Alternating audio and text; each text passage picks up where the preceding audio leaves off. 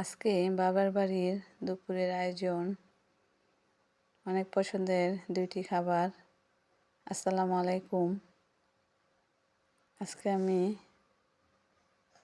আমার অনেক পছন্দের দুটি খাবার রান্না করব বাবার বাড়িতে।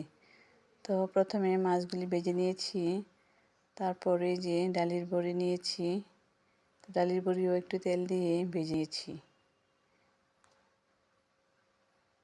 আমাদের এলাকায় এই বড়িটাকে ডালের বড়ি নামে পরিচিত। তো অনেকে কুমড়ো বড়ি ডাকে। তো ভেজে নিয়েছি, তারপর কড়াইয়ে তেল দিয়ে পেঁয়াজ ভেজে আদা রসুন দিয়ে কিছুক্ষণ ভেজে তারপর দিয়ে দিয়েছি হলুদের গুঁড়া, মরিচের গুঁড়া, ধনিয়ার গুঁড়া, লবণ, একটু পানি দিয়ে মশলাটাকে ভালো করে কষিয়ে তারপর পরিমাণ মতো ঝোল দিয়ে দিয়েছি। কারণ বড়িগুলি আগে দেওয়া যাবে না, ভেঙে যাবে, এজন্য পরিমাণ মতো ঝোল দিয়ে তারপর এরকম বলকা নিয়ে কিছুক্ষণ জাল করে তারপর বড়িগুলি দিয়ে দিয়েছি। বড়িগুলি দিয়ে একটু নেড়েচেড়ে দিয়েছি, তারপর মাছগুলি দিয়ে দিয়েছি। বেশি নাড়া যাবে না, তাহলে বড়িগুলি ভেঙে যাবে।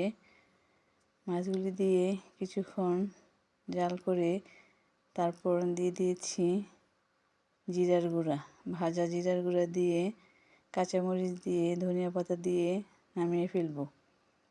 হয়ে গেছে ডালের বড়ি রান্না করা। আরেকটি পছন্দের খাবার এই যে কাসকি মাছ, খুবই পছন্দের খাবার। বাবা আগে এনে রাখছিল 2 কেজি ফ্রিজে। তো আমরা অনেক লোক, ছোট ছোট বাচ্চা আছে, তারা আলু দিয়ে পছন্দ করে, এই জন্য আলু দিয়ে রান্না করব কাসকি মাছ। দিয়ে দিয়েছি মরিচের গুঁড়া, হলুদের গুঁড়া, ধনিয়ার গুঁড়া, পেঁয়াজ কুচি, কাঁচামরিচ কেটে তারপর দিয়ে দিচ্ছি লবণ। ভালো করে সবগুলো মিশিয়ে নিয়েছি। আমাদের এখন বাবার বাড়িতে আমরা অনেক লোকজন আছি, এই জন্য বেশি করে নিয়েছি। তো কড়াইয়ে তেল দিয়ে তারপর তেলটাকে ভালো করে গরম করে দিয়ে দিয়েছি এই যে কাসকি মাছগুলি দিয়ে হালকা হালকা করে নেড়ে দেব। অনেক পানি উঠছে, তো বেশি নাড়াচাড়া করা যাবে না। তো পানিটা আস্তে আস্তে জাল করে শুকিয়ে নিয়েছি।